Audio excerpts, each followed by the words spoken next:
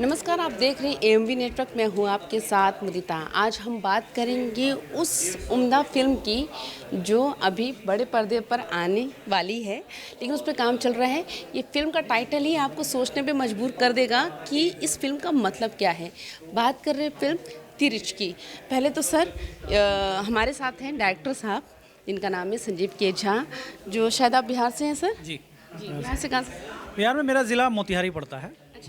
मोतिहारी के हैं डायरेक्टर साहब, और जो हमारे साथ आज बात करेंगे अपनी अपकमिंग फिल्म तिरिच को लेकर। सर, ये तिरिच टाइटल का मतलब क्या है?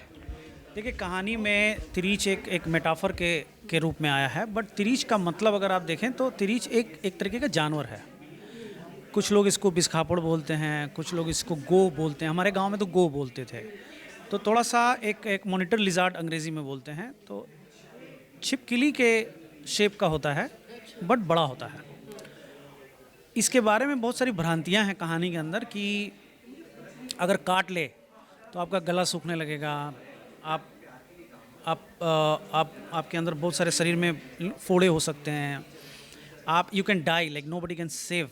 यहाँ तक एक बड़ा इंटरेस्टिंग मिथ इन्होंने सर ने क्रिएट किया था, उदय सर ने, कि अगर आई कांटेक्ट भी हो गया लिजार्ड से तो देन बचना मुश्किल है। लाइक वो चेज़ करेगा और आप जहाँ भी जाएं वो काटेगा। तो लिटरल सेंस में ये एक जानवर है, बट ये एक मेटाफर है। इस फिल्म में जैसा कि मैं आपको बता दूं कि तिरिश में मेन लीड एक्टर चंदन रॉय हैं, जो पंचायत प्रेम विकास के रोल में आपने उनको देखा था। आपने चंदन रॉय को लेना क्यों जरूरी समझा? देखिए, I just simply I love his work. Whatever he does with his soul, pure heart. मुझे नहीं लगता कि चंदन को किसी कैरेक्टर को करने के लिए कुछ बहुत ज़्यादा हार्ड प्रिपेयर करने की ज़रूरत पड़ती होगी।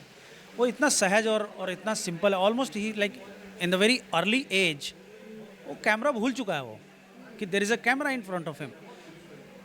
दूसरी बात जो मुझे लगी वो ये लगी कि एक जिस तरह की कहानी ये है तिरीच, उसमें जो बेटे की भूमिका पर मैं जब आया कि हु कैन बी द सन, तो मुझे लगा कि एक मुझे ऐसे अभिनेता की ज़रूरत होगी इसमें जो बहुत फिक्स नहीं हो, मतलब स्टिफनेस और फिक्स नहीं हुआ हो। वो एक रबड़ की तरह हो जिसको आप जितना चाहें खींच सकते हैं, जितना चाहें मोड़ सकते हैं। Chandan has that kind of quality.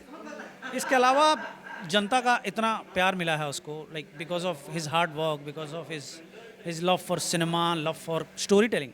तो कहानियों को पसंद करने वाला लड़का है। इतनी अच्छी पढ़ाई रही है, आईएमसी से पढ़ा हुआ है। तो मुझे लगा कि लिटरेचर है, मैं किसी ऐसे व्यक्ति के पास जाऊंगा जिसका लिटरेचर से कोई वास्ता ही नहीं है। हम लोग सिंक में नहीं आ पाएंगे। तो हर चीज़ करेक्ट बैठती है चंदन के साथ। Is amazing. तो ये फिल्म ओटीटी प्लेटफॉर्म पर आएगी या सिल्वर स्क्रीन पर हमें देखने को मिलेगी? So both ways. सबसे पहला जो प्रयास है वो है कि फिल्म अच्छी बना के will go to the festivals में जाने का मकसद बिल्कुल क्लियर है।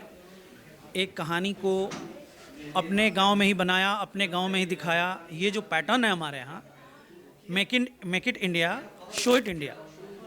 If you can break it. इस समय आप देखिए, जापान की कहानी आप इंडिया में देख रहे हैं, कोरियन कहानी देख रहे हैं, आप दुनिया की हर कंट्री की कहानी आप यहाँ स्पेनिश देख रहे हैं, इटालियन देख रहे हैं। Why not Indian story travelling abroad, going to the world and talking to the audience, interacting with the audience. This story had that power, that had kind of essence, novelty and importance also. So we thought कि इसको बना के और पूरी दुनिया के पास ले जाएं। ना दुनिया के पास ले जाने के दो रास्ते हैं, festival, OTT. OTT is such a powerful platform to share your stories across the globe, like anywhere in the world. So definitely OTT पे तो हम लोग like we will try. चलिए, लास्टली मेरा क्वेश्चन कि ऑडियंस ये फिल्म देखने क्यों जाए? उदय प्रकाश की कहानी है इसलिए जाए। उनको उनकी कहानियों को जितना मोहब्बत मिला है, सिर्फ उतना दर्शक भी हमें मिल गया। तो आप ये समझ लीजिए कि इस पिक्चर को पूरी दुनिया में पहुंचने से कोई नहीं रोक सकता, नोबडी। उनका अपना एक ऑडियंस है, अपना एक रीडर है, आई कैन से। तो एक तो ये कि उदय प्रकाश की कहानी पर है, ज़रूर देखें। दूसरी ये कि ये कहानी इंडस्ट्री के कुछ अब बहुत सारे नाम हैं, लेकिन कुछ एक जाइंट्स मेकर्स और one of the legendary maker की फेवरेट रही है, कई लोग हैं। तीसरी ये कि चंदन रॉय के लिए आइए। Chandan Roy will will be portrayed in a very different way. और तीसरी बात यह कि बड़ी कनेक्ट करने वाली कहानी है, कंटेम्प्रेरी है, आज के ज़माने की है।